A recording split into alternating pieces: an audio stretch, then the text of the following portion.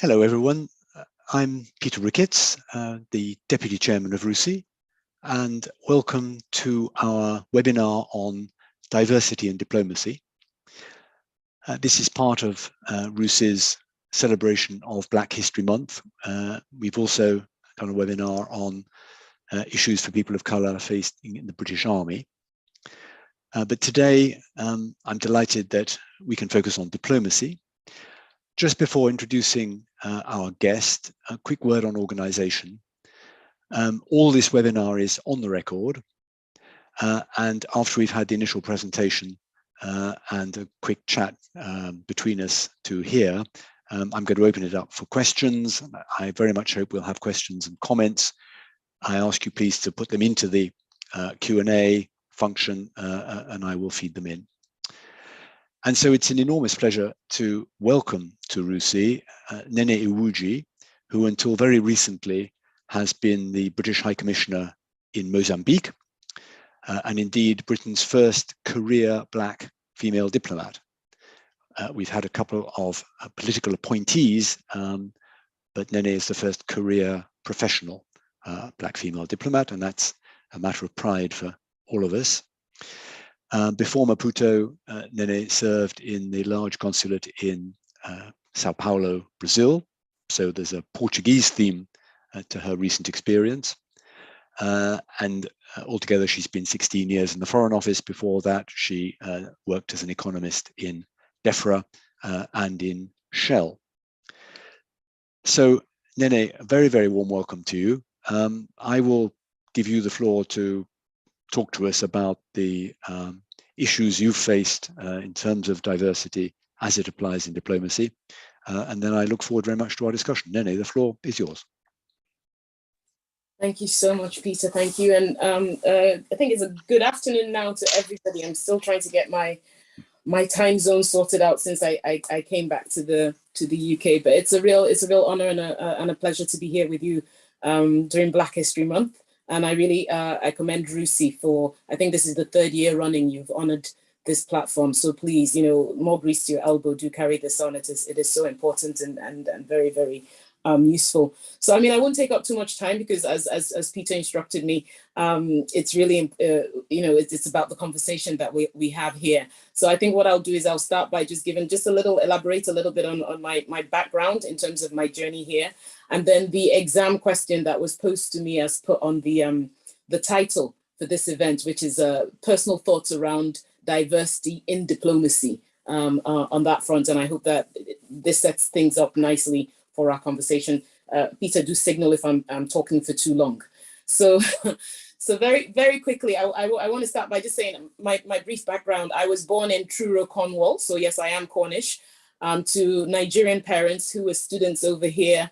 And then not long after I was born, they went back to Nigeria. I spent my formative years there till I was about 12. And then both my parents were senior civil servants. My dad reached the level of a judge in the industrial court in Nigeria. My mom was a senior civil servant in the Ministry of Education. And then they did this big career change where both of them became international civil servants working for the UN. They were posted to Ethiopia. And at that time, it was during the Mengistu regime, tail end of the civil war at that time in Ethiopia. And I and my siblings were sent back to the UK to school. And then from then on, we became officially international citizens of the world. But through my parents, we had the privilege of living in different parts of Africa, Lesotho, Ethiopia, Geneva, of the world, basically, Niger and Geneva, and a little bit in South Africa. So I think it was inevitable that I went on to study. I studied economics in Manchester, and then I think it was inevitable I'd end up in a career in the international setting. And I joined the Foreign Office many moons ago as a fast streamer. I went into DEFRA, and then from there I kind of figured out that I was not a microeconomist.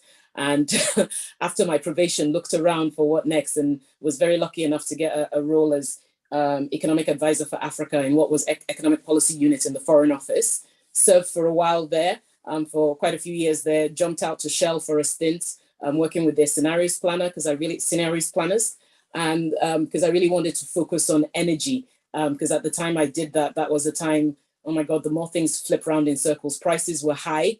It was a time. Something went wrong. Please try again. The evils of Siri.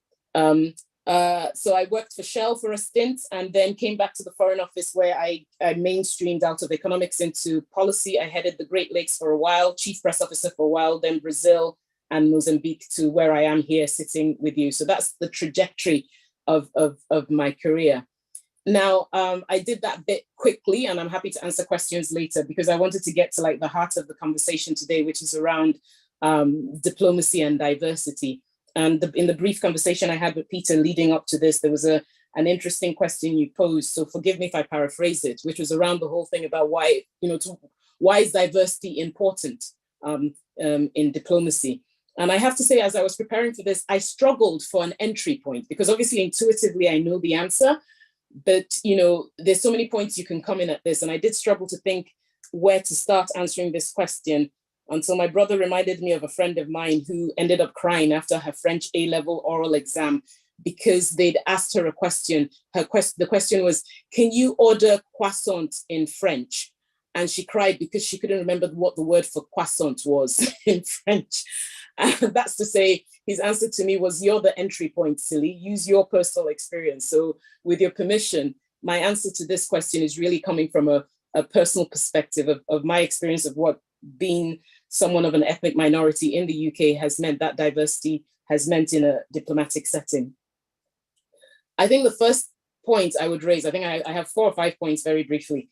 The first point is that speaking as somebody of dual African-British heritage, if you're an ethnic minority growing up in the UK, specifically when you're Black and female, you are automatically raised with certain skills you do not realize at the time that become invaluable in diplomacy. You're taught by your parents skills around how to listen and watch and navigate a room and check who's on your side, quote unquote, and who you need to win over. You're taught how to basically have a level of self-awareness in terms of how you place yourself in a room. And, knowing when to be quiet as per our parents' generation and when to speak up and how to speak up and basically how to win people over. These are skill sets that are required in diplomacy. If the very basic definition of diplomacy is building relationships between two cultures, two countries in a way that's meaningful and peaceful. These are skill sets that you require in diplomacy, and which naturally, if you're an ethnic minority navigating your way in a different culture, you have to learn. And this is something that's innate and something that I feel like I walked through with every day as a diplomat. And then the second aspect, which I feel is really important, is the cultural capital you bring when you are when you have more than one culture at the table. So you have the cultural capital you bring naturally, but I think when you have an extra heritage, that's an extra cultural capital that you're bringing to the table that lends itself well abroad, from basic things as speaking a different language to also your ability to read cultural norms that might not be natural to somebody else. So for me, being of Nigerian African descent, having grown up not only amongst around different cultures, due to my parents' background, due to my heritage, due to where I lived growing up in the UK, there are certain cultural norms amongst Black people, amongst people of color, that are non-verbal, that I can pick up, that the average, for want of a better term, white person or non-African, non-Caribbean cannot pick up. There are certain cultural norms that come in terms of how we engage with each other that are second nature, whether it's the case of, let me give you an example. In Mozambique, there was a diplomat, I wouldn't mention the country he came from, but it was from another African country. He was quite a very experienced, respected man in the community. And I found him at the beginning quite a tough nut to crack in terms of, I felt, he was giving me the respect I was due for my position, but I hadn't quite built, I wasn't getting that kind of affinity I needed to take things to the next level in terms of my asks. So I remember one day I invited him to dinner, and at the end of dinner, he was leaving. And my father, who was with me at the time in Mozambique, happened to come into the corridor. And I said, in my Nigerian language, in Igbo, to my dad. I did it second nature. I said, "Oh, Dad, this is the ambassador to X, and he's here. I just had him over for dinner." I kind of explained who he was to my father. And then I translated in English to him, "Oh, this is my father who's staying with me." And he greeted my dad, but I saw a shift in his look. And then he said something to me at the door as he was leaving. So he said, "Oh, so you speak the language?" And I said, "Yeah, I speak the language." And there was a shift.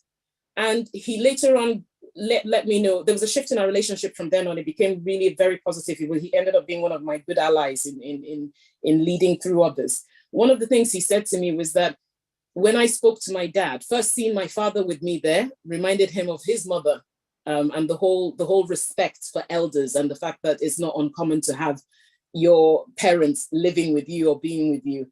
And the way I switched to our language, speaking to my dad, reminded him of how he does that with his mom. He speaks in English in the day and speaks in that. So there was that kind of cultural affinity and connection that was subconscious. It's not something you're taught in Diplomacy 101 or at school, but is a natural thing that's brought to the table because of how we're raised, so to speak. And with that affinity comes a connection, right? And then through that connection comes the third thing, which is why I feel diversity in diplomacy is important, looking at it from my personal perspective, which is that whole question of respect. The other thing you carry as a whether you're a second generation immigrant or ethnic minority in any country, but let me speak from the perspective of as a person of African descent and a Black woman, not only as a woman, but the other factor of having color is the respect you seek. Okay, I have spent quite a lot of my time in my career, whether that's consciously or unconsciously. I think there was a bit where I consciously felt I had to prove myself and win respect. And there got a point where I felt, well, actually, you know what? The first thing I need to do is respect myself and be myself. And that respect will come from doing my job very well. But there is nothing like, you know what it feels like to seek that respect, especially when you're seeking that respect from a space where, you're either, it's not normally a space where anyone who looks like you from your background, or even if you're the first in your family to be there, whether that's at university or at work, that's the respect you seek from peers. And I know what it feels like when you get it. I know what it's felt like when I have gotten that kind of respect and validation from a white mentor that I really looked up to, or from a coach, or from anybody that I respected.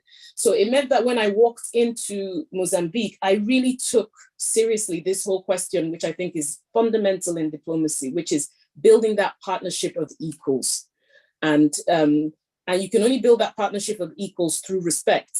And so therefore, I feel that for me, engaging with my Mozambican counterparts and taking to the letter seriously that whole question of building a partnership of equals. And by that, I mean not treating any Mozambican counterparts any differently than I would have done if I was posted in Paris or New York.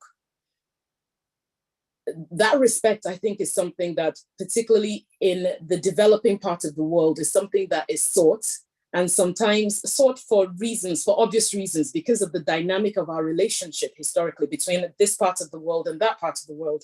Whether you're talking about from a colonial perspective or even from an aid perspective, there is an imbalance. And for that reason, that respect is sought. But when you're growing up here as a British citizen of dual heritage, you can empathize. And so with the connection and the respect comes the empathy. And when that is felt on the other side, when you connect and that respect is felt, and that respect is felt to come from empathy, that creates the fourth most important thing I think that's important in diplomacy, which is trust. And when you have all those four ingredients, it does give you the space to practice your art. I feel that coming out there in the package that I came with the cultural capital I brought to the table unashamedly, with the understanding of that importance of respect and a partnership of equals and empathy, gave me a degree of trust that enabled me to be able to, the freedom to be able to do my job, to be able to do my job in a way that I probably would not have been able to. It for example, enabled me to have some of the tough conversations without ruining the relationship, because again, there was that trust, there was that empathy, there was that connection. It meant that I could also make the big asks as and when required. So, for example, just over a year ago, when we had the terrible terrorist attacks in the north of Mozambique, and we didn't know how many British citizens were involved. You know, at the height of a crisis, when you're trying to figure out how bad is this, it meant that relationship meant that you didn't feel a way about calling someone in the middle of the night or WhatsApping to say, look, I know it's the middle of COVID and visas and restrictions, but I need these people landing. They're already in the air. That's, once you have those three things on the table, that's bigger than any checkbook that you can bring to the table. So now, as the final part, you know, what's in it for the UK? Because I've come from it through a personal perspective. But to me, it surmises that for the UK, these last couple of points is that we are a diverse nation. We do have diversity. We do have that cultural capital. And that cultural capital is a comparative advantage for us. And not because it's just the right thing to do, which I believe it's the right thing to do, to have diversity in diplomacy. And by diversity, I mean visible diversity and diversity of thought and class and culture. Because for me, you've heard from my background, I had a privileged background. In upper middle class, boarding school, straight into the Foreign Office. You know, we need people who look like me, who also have had public school, you know, not necessarily Oxbridge, but that kind of diversity of thought and background. Also, you know, we're not a one size fits all racially either in terms of our experiences.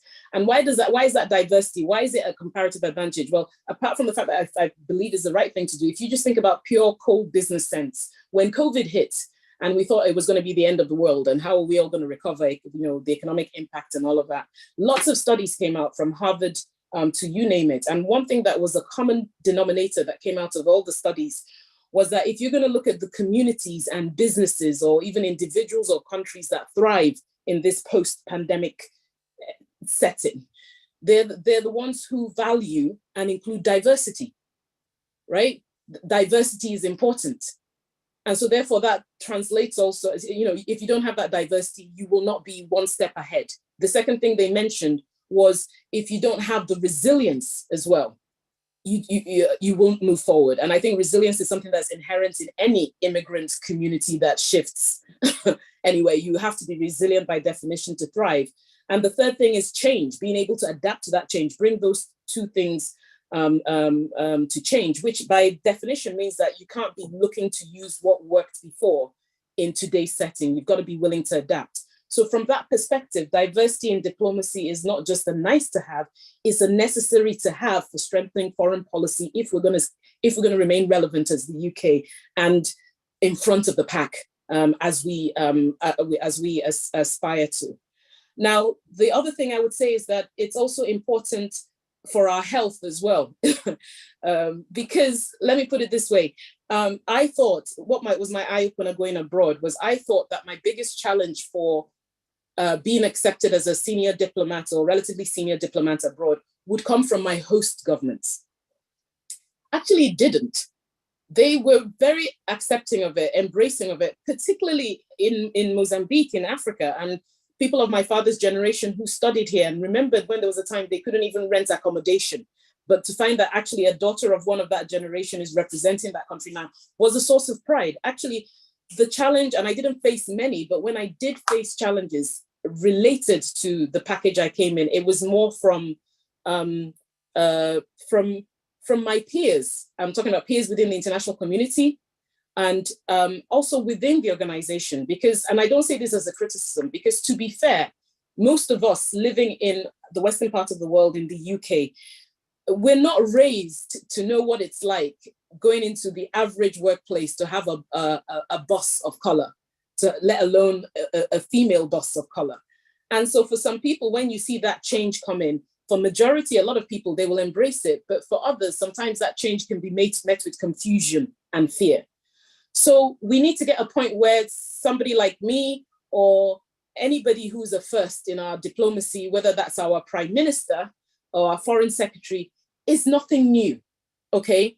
Until that's the case, we're gonna see that in foreign policy that yes, while we have this advantage of sending our diplomats abroad, we're also we're going to have to need to protect them a bit more, a little, not protect, but we're going to have to be mindful that not everybody is going to be as welcoming of it inside and out, and energy will be expended on how we manage that. So it is important that if we're going to take advantage of this comparative advantage, we back it up by really taking advantage of it to make it more of the norm and less of the exception.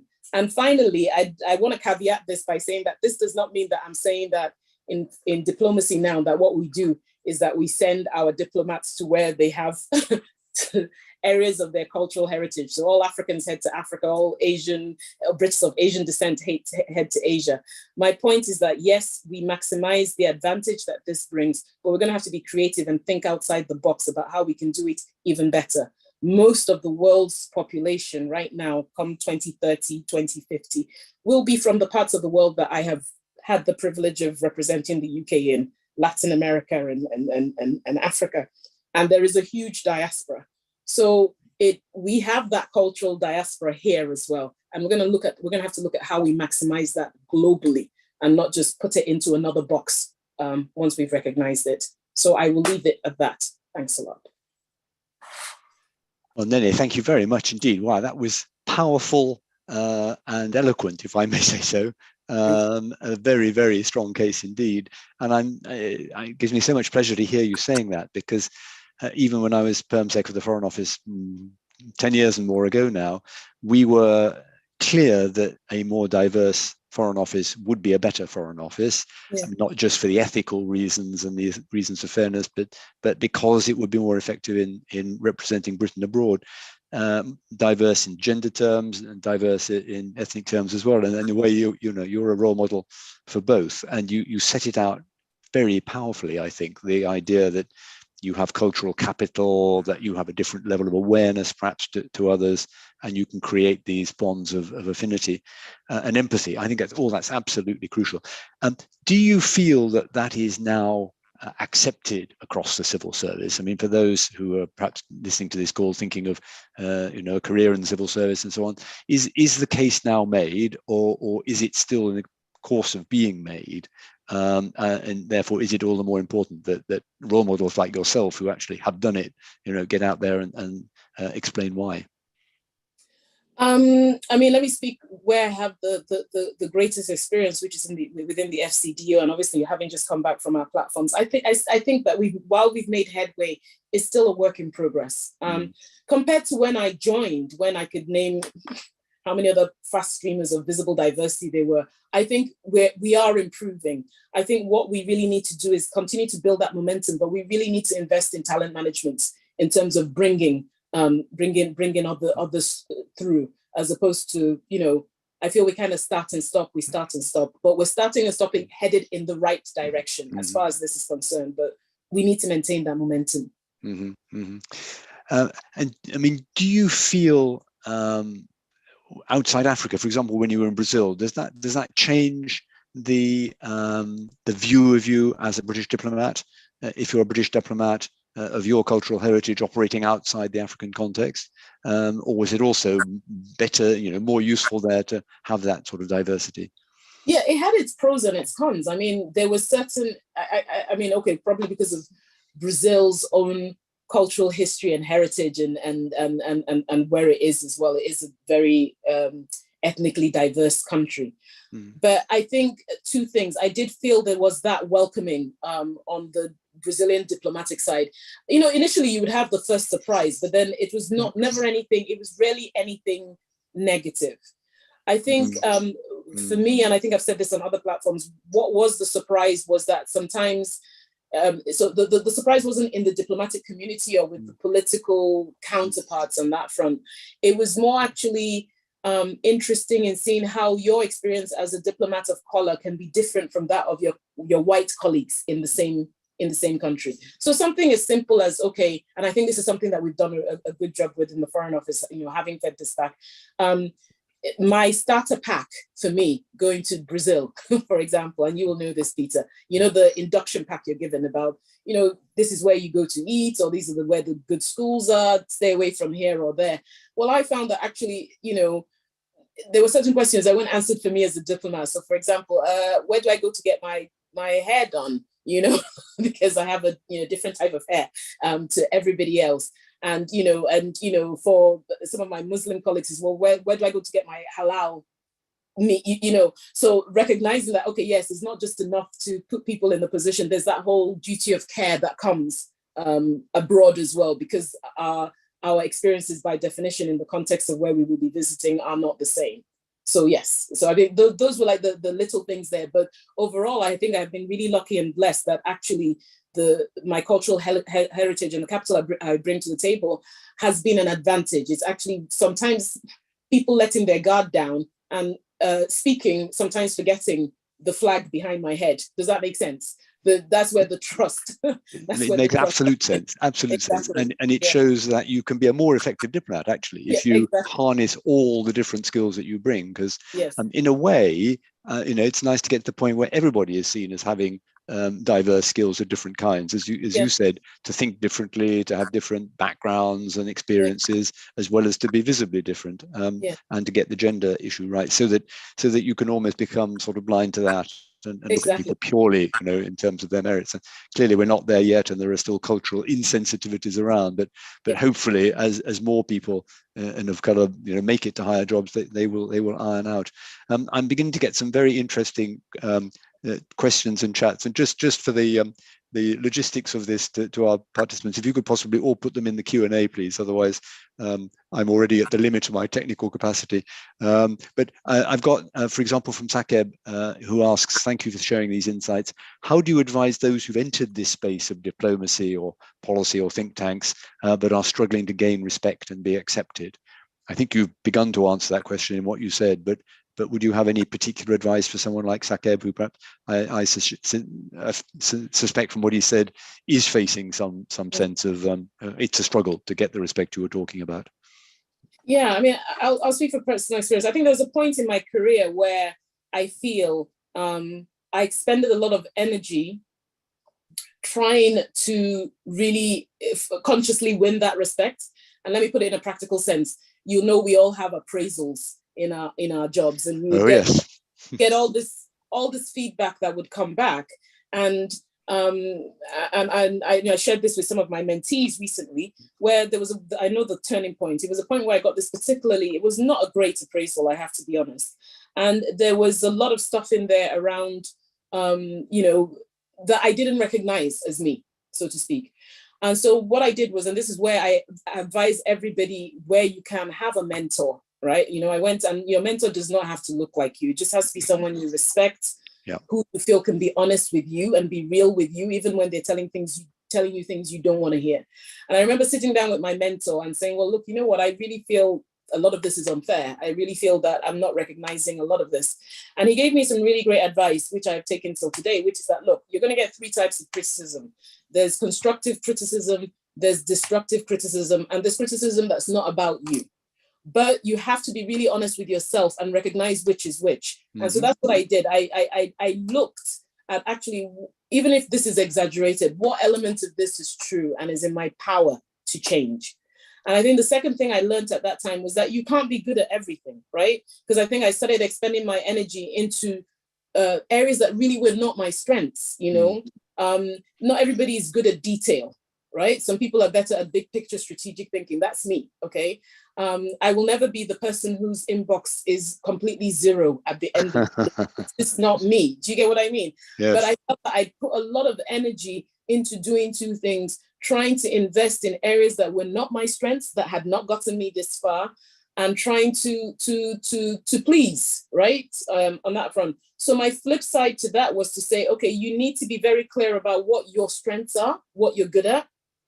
Okay, it doesn't mean you sit there, you look at how you expand that and challenge that and invest in that. You need to stop worrying so much about external validation and pleasing people outside, because at the end of the day, it's not you don't love everybody. We'd like to think we do, but that doesn't mean to say that you're arrogant and you don't listen to advice. You need to focus on the advice that's in your power and control to affect and change and move in that direction.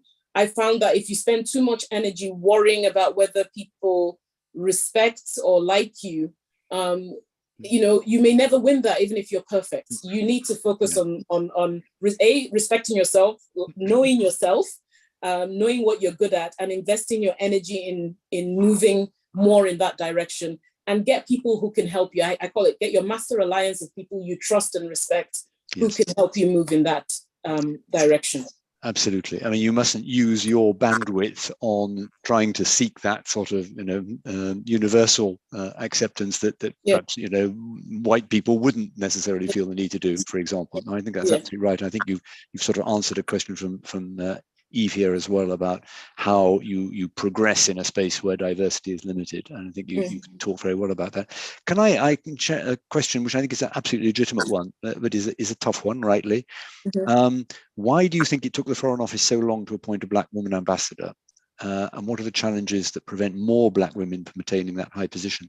I mean, maybe I could just chip in first that we have wanted to achieve this for years and years and years, and I'm part of the generation that didn't achieve it but was hoping to build the foundations.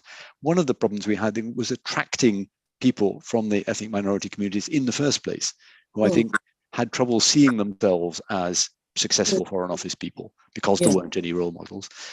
So at least you and others are now kind of paving the way. But you have a better answer than me probably as to why it took so long. My answer is that we weren't getting enough people in the fast stream to grow them into being senior leaders, which we are now beginning to do with yourself and others. But I mean, are there other answers to that as well? Yeah, I think I hear what you're saying on that front, Peter, because I remember. Well, first and foremost is also the whole thing around how we're selling people looking at a career in civil service, a career in service as a way forward. I was speaking to one of my mentors who sits on a foundation that supports young Black boys from disadvantaged backgrounds, to think about going to Russell Group University in Oxbridge and also careers thereafter. And she said she was really struck by how few of them, when they were talking about career paths, were thinking about the civil service as a path. It was either business. So there's that element. And I know that when I was in the Foreign Office, I remember a young lady of Asian descent who was in my team. And I remember one day just asking her, she was like an A1, A2 entry level. And I remember asking her, okay, so, I found out she went to university. I said, oh, you went to university? She said, yes. I said, well, what did you study? She said she studied whatever. So I said, well, with that degree, why didn't you try to come in on the fast stream? Why have you come in at the entry level? She said, oh, no, I was told it was too hard. I was told I wouldn't go through. So there is that element of really believing that, and I think, again, this also affects women as well, really believing and seeing yourself in the role, or that you have a chance in that front. Yeah. But I think also, and also having the confidence to step up. Having said that, I would say that actually when you're in the system, there is a degree of resilience and grit you have to thrive and keep pushing through on that front. And I think we've gotten better. That's why I come to the point of talent management. With even not attracting as many characters at the fast stream level, we do have a number in. We do know that it has worked, particularly if we disaggregate ethnically our colleagues from Asia, Asian backgrounds, or other ethnic backgrounds who seem to have progressed really well in terms of trailblazing on that front.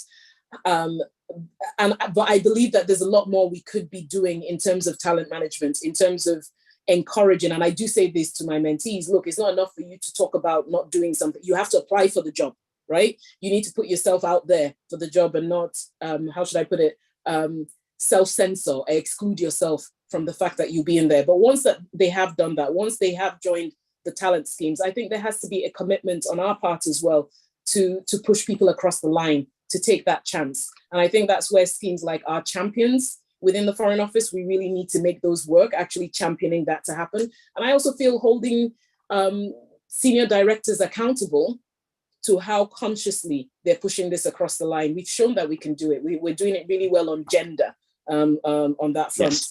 Yes. So there was a time when if you said that, oh, almost 48%, 50% of our senior divide would be women, you'd be like, yeah, let's wait and see. But we've shown that where there's a will, there's a way, and that has come through talent management and championing. And I think that needs to be really reinforced in the race context as well. No, I 100% agree. I mean, the number of female heads of mission in 2010 or something was, a very small fraction of what it is now, and that's been a great achievement. And we absolutely need to do the same thing. You're right to talk about it, retention, really, which is what you're talking about there, aren't you? We can recruit excellent people of all ethnicities. It's then a question of hanging on to them and showing them, giving them the confidence that the career is for them.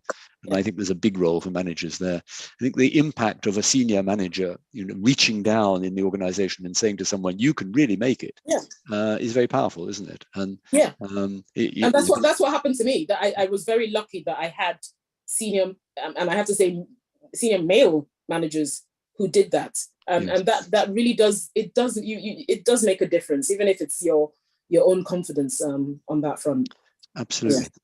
I mean, we have a number of questions around the same theme, but Patricia is saying, where is her question? Oh, I just lost her question. Sorry, it's popped up in the chat. Do you think there are enough avenues and opportunities for people of colour who may want to go into the diplomatic service but don't necessarily have Oxbridge background? What practical advice would you give? I mean, you've begun to answer that question. I think in a way, like you said, it begins at school level, really, doesn't it? It begins at the Foreign Office and the Civil Service promoting itself at school level, and then as people go on through universities, whatever university. Yeah, I mean, I didn't go to Oxbridge. I mean, hands up. Right, there you go. I went to Manchester. I'm a Manc on that front. And actually, it was my careers department in Manchester that actually alerted me to the civil service fast stream, partly because I'd just done my PhD, and my dad was like, "I'm not paying for you to be a professional student anymore. You need to go get a job." I had no clue what I wanted to do. And I went to the careers department in Manchester, and they said, "Okay, what are you studying?" I said, "Oh, I'm studying, I did economics." And they said, "Do you have a language?" At the time I said, "Yes, I have French." And they said, "Well, the civil service is looking." So, I mean, I didn't come through I came through the public school route, but I was not Oxbridge. I went through Manchester. And I think that's really important. It was something even on a micro level in Brazil. Let me give you the example. I started out in our consulate in Brasilia before I moved to Sao Paulo. But I had a colleague there who was at the time Legacy Diffid in Indranil. He was a British Asian descent. And we remember just sitting one day looking around the mission. And bear in mind that Brazil has over 50% of its population is of color. And we looked around the mission, and it was not, I'm talking about in terms of locally engaged staff, was not reflective of even, the British-based staff were more diverse than the staff we were recruiting. And we were like, well, what's going on here? We also need to set that example on the ground. And we found that we were going to the same 2 universities, right, in the same 2 cities to advertise jobs. And, there were certain jobs that did not need degrees. And so why does this role need a degree and 6 years of X, Y, Z? Yes. So one of the things we really did push was to kind of shift that our recruitment policy, not lower the standard, but align with what was needed, but also promote in a broader, promote more broadly the opportunities that we had as a mission. And so I think, on a micro level as well as at home, it's really important. Yeah. Yes, absolutely. Patricia asked a second question, which is the fast stream considered by the main decision makers the only or main route through to high positions in the civil service? There are plenty of talented civil servants who don't come in at fast stream. I mean, you have a more up-to-date answer than I have, so you give your answer. I mean, my instinct is yes, absolutely. People at any level in the organization can rise to the top. I hope that's still true.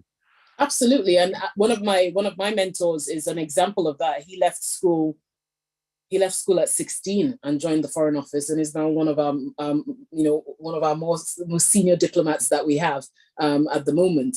And so yes, it's a simple answer to that, Patricia. I think the answer is yes, and I think quite rightly so on that front. Yeah, absolutely. I mean, in my generation, I think of somebody like Kim Darroch, who became the ambassador to Washington and the national security advisor. He entered at the executive grade in the Foreign Office and went all the way through all the grades, effectively, from bottom to top. So it does happen, and it's no longer exceptional, I think, and it happens more often. Yeah. I wanted to go back in, somebody posed a question, Neil, a little while ago. British diplomacy has a lot of historic baggage to cope with, influencing many of our relationships. And you mentioned the colonial past, which plays a part in many countries. does a more diverse diplomatic service help overcome that? It's a very topical question, isn't it? As the whole issue of the empire period is sort of questioned by historians. There's a lot of rethinking going on about it. Does it help, do you think, to have a more diverse background, say in a Commonwealth country where there may be these issues of historical baggage? I think, I mean, that comes back to the point I was making about the cultural capital that we have. I think absolutely, yes. Let me tell you, these conversations are not going to go away anymore. I was reading something recently that said, back in the day, with diplomacy, there was a time when ambassadors held the monopoly on information, because if you think about technologically, everybody waited for the telegraph or the telegram to find out what was happening in this digital age that we live in. That kind of information is power does not just sit in one place. People are informed. They are informed about history, informed about what's going on. They watch us very closely in terms of what we're doing in a second. It shifts halfway across the world. So these conversations are not going to go away. And so therefore we can't, diversity is important in terms of bringing all those skills to the table in terms of everything that I described, but also because it's a changing world, we can't keep using, there's space for everybody right now, but we need to actually make sure that we're aligning it right. We can't keep using the same model or the same fixed stereotype of what a diplomat is supposed to be. That we need to keep evolving that, whatever that might look like and whatever the context is. So I agree with you that diversity is absolutely important. It's going to be important, particularly in terms of how we engage in these conversations. And again, it can't just be visible diversity. It's also diversity of thought. It's also important. It's not just, let me just put it, it's not important that it's only people of, and we shouldn't assume that it's only people of ethnic minorities or of color who understand what a partnership of equals means. I think all of us need to appreciate that. Every diplomat going out needs to appreciate and understand that. And you'd be surprised, you take it for granted that is the case, but it isn't always. It isn't always the case. Yeah. No, absolutely. And the fact that Britain is changing in itself in the way it's looking at this is relevant. Yes. I mean, Julian makes exactly the same point, really, about the importance that the Foreign Office reflects the diversity of this country, that we diversify our representation in order to reflect one of UK's greatest strengths. Yeah. To gain trust and respect. I mean, I think you've really said that's exactly what you've been saying, and is point well made. Something different. How do we compare with other countries when it comes to diversity? If you look at the diplomacy of other countries, Neville here mentions France or Italy, but there are many others as well. Do you think we are now beginning to do better comparatively with other sort of G7 first world countries in our diplomacy? I mean, you may not have actually seen all that much of these diplomacies, but do you have a feeling of how we're doing comparatively? Okay, and so let me caveat this with saying that this is from my personal experience. On that front, absolutely. I didn't see anybody else that remotely looked like me in the embassies that were not locally engaged staff amongst my European peers. Right? Interesting. I didn't see that in Brazil, and I didn't see that, in Mozambique. So yes, there is, even from that perspective, as the UK, as a European counterpart engaging with an African partner, we were different in that sense, and I think in a good way on that front. But then that also speaks to my point about the challenges of my thinking was that I would have to navigate being a Black British female ambassador in being sent to this country for the first time with my host counterparts. That was not the case. I felt welcome and embraced, but actually some of the times the people I had to explain why I was in this package to were more my European counterparts. So I mean, can I, with your permission, Peter, I remember hosting a reception in my garden of my residence. And after I gave a speech, and then afterwards it was the mingling. And there was this guy, I think he worked with, I won't mention the European country, but one very close to us. And so he came to me and he actually said to me, "So where are you actually from?" And I was like, yes. I said, I'm the British High Commissioner from Britain. He goes, "Yeah, but you're Mozambican. You were born in Mozambique, weren't you?" And I was like, "No, I was born in Truro, Cornwall." And it was his friend who kind of embarrassed his boss who took him aside and said, she is the British High Commissioner, she is British. You know what I mean? So you're in her garden, yeah.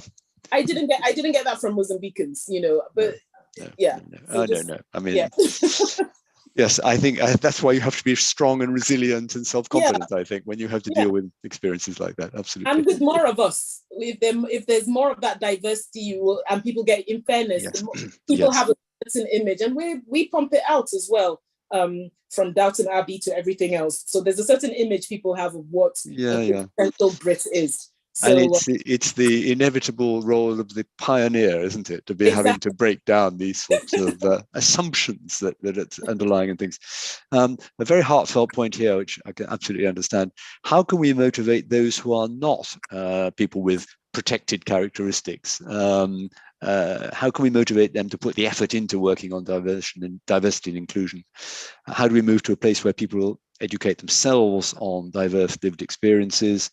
Every place I've worked in, diversity and inclusion has inevitably fallen on the people of color or the LGBTQ community to be at the forefront of pushing forward. I mean, very heartfelt point, and absolutely it can't be for those of diversity, of different kinds of diversity, to always be having to make the running.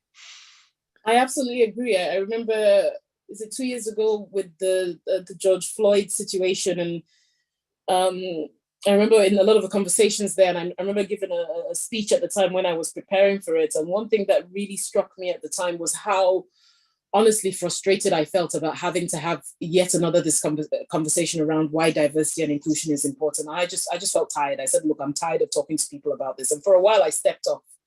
But having said that, something that came out of that was there was a word that people were banding around, which was like white champions, or white allies. So to speak, and creating more of those. Listen, I think I'm going to say what I said then. I'm going to say it now. That fundamentally, racism is. Let me put it this way, and I'm going to use the word racism. It is black history. Me that license. You certainly do. It's unlike gender equality, or which I think, if for some reason it's one of the isms that people find difficult to talk about. Okay, people can admit that, I'm a little bit sexist, right? And so therefore I need to look at how I address that. If we look at homophobia, particularly with our younger generation, and how we've moved on, we've come a long way. There's still a way to go, but we've come a long way. But I find people are more comfortable talking about homophobia, for example, or even if we talk about other isms, like even anti-Semitism. Everybody, that's the example I like to use with racism, because it is racism in itself. People feel comfortable denouncing it, talking about it, being proactive about what to do to avoid it, right? Which says people actually know what the right thing is to do. You don't have to go get a book to be educated about how not to be a sexist or homophobic or anti-Semitic. It really is not that rocket science when we shift it to the question of racism, about what you need to stop doing to be, the same way you educated yourself around and built your awareness around anti-Semitism and gender and homophobia. You can also self-motivate yourself to build, your own awareness around how you can be a part of the solution, or at least not part of the problem. And I think that's where I've come to on that front, because this particular form of ism has been around a very, very long time. But I think, coming back to empathy, I think because it is something that was born out of such pain, it is difficult. But as I said to my son, right, and people find it uncomfortable. As I said to my son, in terms of when he's actually, it's not my son. I was learning how to swim, and one of the things my instructor was trying to teach me was around breathing. I hate putting my head under the water and breathing for a long time. I hate it. I just find it unnatural. It will never be natural to me, but it's about getting comfortable in that discomfort, because I want to swim. Does that make sense? In the same word, racism will never be a joyful topic, or one that people are comfortable with, but having conversations about it wouldn't kill us. It'll move us in the direction which we want to head in. So I think that's the best answer that I could give on that. Very good. I'm always, my hackles rise when I hear somebody say, I don't have a racist bone in my body, but that's always a bad signal, that there's a sort of taboo about even facing it. Yeah, absolutely. Is there anything we can learn from the journey that you and others have made on ethnic diversity in looking at other, somebody calls them here, other perspectives within diversity, inclusion, learning disabilities? Special provision. Do you think enough is being met in the modern civil service now for those who have learning disabilities, which is not a visible sign of diversity, but is nonetheless a sign of diversity? It's taking you slightly outside our topic, but I mean, it's an interesting question. It is an interesting question, and I'm not sure I'm qualified to answer that question. I don't think it would be fair for me to say yes or no either way, because I don't have a disability, and so therefore I have not experienced what it's like to walk in those shoes in the civil service. All I can do is point to what everybody else can see, which is that there is an attempt to create a space to address that, whether that's in the workplace itself or in job applications, in terms of how opening that up. But that to me is a very, but it's a bit lame, because that is not it's not my reality or experience to be able to judge how well we're doing on that front. Nor mine, but it's absolutely a legitimate question. We're coming sort of towards the end now. I've got a couple of related questions. I don't want to make this sound like a kind of a performance appraisal or a job interview, but somebody asks, what's the biggest obstacle you've overcome? And what advice do you give to others in mid-career who might be facing similar barriers? And another question, has it been gender or race that has been your biggest challenge in your career? Or were you often unable to figure out if it was either or both? That's an interesting way of putting it. So biggest obstacles, did it lie in the area of gender or race, or indeed the other kind of obstacles that we all face? Yeah, some good questions. I think I've kind of started, I think I touched on this before. I think my biggest obstacle, because I think when you're in your 20s and starting out, you're just, it's all ambition, and you're wanting to please and do your best. Yes. And when you've been there for many moons, you get to a point where you realize actually a lot of that doesn't matter. And you really need to be expending your efforts on being the best version of yourself that you can be. That to me was my big challenge, was getting to the point where my only job is not my only job, but one of my key priorities is to be the best version of myself I can be in whatever context. And that includes the workplace, and being comfortable with the fact that not everybody's going to love you for it. Not everybody's going to love you for it, but that's okay. So long as you're doing your work the best you can with integrity, with truth and integrity, and to the best of your ability. Stop seeking that external validation. That was my biggest thing, was just, and that's a cultural thing, because culturally, we look to our elders to say well done and for that praise and all around. But once I could let go of that seeking external validation and focus on my strengths and being the best that I can be, I actually became a better civil servant. I actually became a better diplomat. And I think the answer to the second question is interrelated, because I found that a lot of the challenges that I faced did, I feel, consciously or unconsciously have to do with being both Black and female. One of the things you navigate as a woman, particularly, oh my God, being of Nigerian heritage, when, naturally in your DNA, if you have Nigerian blood, you're not a wallflower. Yeah. You're not, you're not someone who's going to come in and make yourself small, and nor should you. And I say this to all my mentees of diverse backgrounds: do not check your cultural capital at the door. Bring it in. Yes. Not everyone's gonna love it, and it will be a challenge, but bring it in. That's what makes you uniquely you. But not everybody's gonna love it. So that has been my biggest challenge of navigating, not being labeled the angry Black woman, and being confident enough to say, well, actually, I'm not angry. I'm confident and eloquent. Thank you. You said I was eloquent, Peter, so I'm using your words. Absolutely. You certainly are. Not everybody is going to be comfortable with that. But the point is you need to be comfortable with that and trust that enough people are going to be on your side and rooting for you as well to keep moving. You really have to trust that. And I think once you trust that, you take back more control of what's in your power to do than otherwise. Do you know, I think it's so important what you say, and I think it's true for people, you know, with no particular diversity at all. Don't check in at the gate your real self in an effort to fit in, because I think in the first years, particularly perhaps in a place like the Foreign Office, which has quite a strong house culture. Yes. All of us, I think, felt that in our early years. You've got to blend in, fit in, you know, leave your sort of diverse self at the door, and that's clearly a mistake, isn't it? Because your own special qualities, whatever they are going to be the foundation you build your career on. I'm going to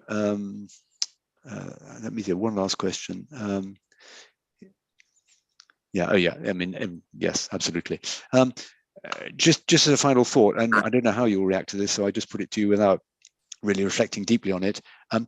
If you were sent back as British High Commissioner in Nigeria, what sort of reaction do you think you'd get in Nigeria?